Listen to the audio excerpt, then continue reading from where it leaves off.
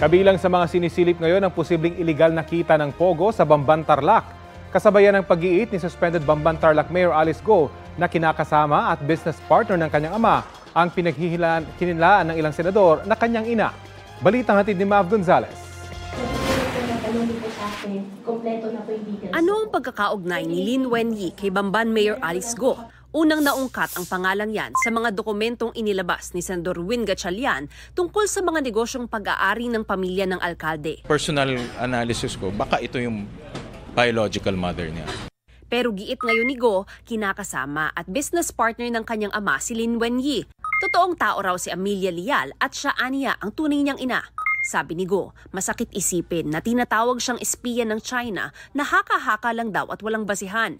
Nilalaman ito ng sulat ni Go sa Committee on Women and Children ng Senado ngayong may executive session ito tungkol sa mga kaso ng human trafficking at cyber fraud ng mga pogo sa bansa.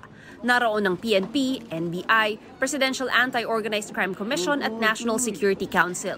Panawagan ni Hontiveros sa NSC, iangat ang usapin ng Pogo kay Pangulong Bongbong Marcos. Isang naging paksa din sa isang exclusive na unang bahagi ng executive session ay yung isinasagawang link analysis ng ISAF tungkol sa Pogo at iba't ibang mga sentro ng kapangyarihan o yaman dito sa ating bayan.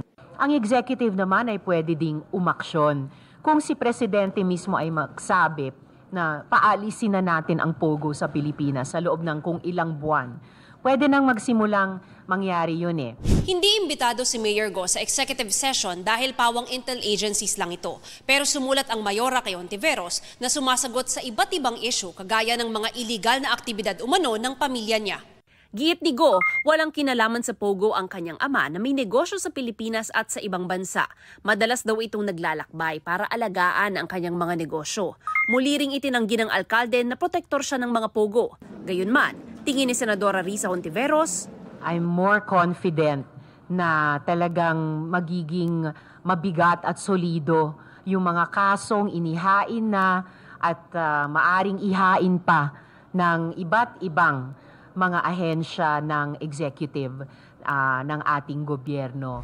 Kasama sa sinisilip ng Anti-Money Laundering Council ang posibleng iligal na kita ng Pogo sa Bamban.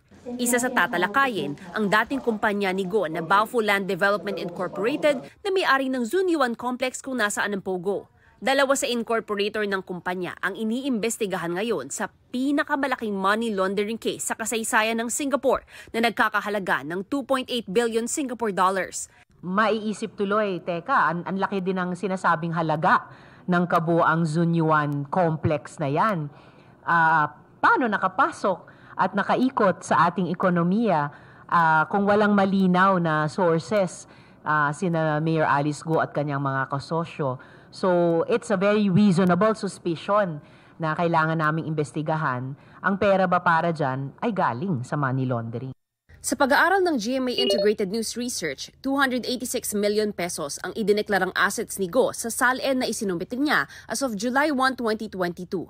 Pero naghain ang kanyang mga abogado ng SALN na as of June 30, 2022 na ang nakalagay na assets mahigit 429 million pesos. Paliwanag noon ni Go, hindi siya marunong maghain ng SALN dahil first time niya, kaya nag-amend siya ng SALN. Yung pagtanggal ng mga 7 real assets, land properties mula dun sa unang SALN of 2022 papunta dun sa pangalawang SALN of 2022, one day apart lang. Yung pagtanggal sa mga business interests dun sa pangalawang isinumiting 2022 SALN, talagang pwedeng lumabas na paglabag dun sa obligasyon naming lahat ng mga nagtatrabaho sa gobyerno na magbigay ng kompleto at totoong statement of assets, liabilities, and net worth. Sa kanyang sulat sa Senado, sinabi ni Go na mga lehitimong negosyo ang pangunahing pinagkukunan niya ng kita. Bago pa man daw magsimula ang pagtatayo ng mga gusali ng Baofu, ibinenta na raw niya ang kanyang parte. Muli rin niyang iginiit na hindi niya alam na may kasong money laundering ang ilan sa naging business partners niya. Mav Gonzalez, nagbabalita para sa GMA Integrated News. Kapuso, alamin ang maiinit na balita. Bisitahin at mag-subscribe sa GMA Integrated News sa YouTube. Sa mga kapuso abroad, samahan niyo kami sa GMA Pinoy TV at sa www.gmanews.tv.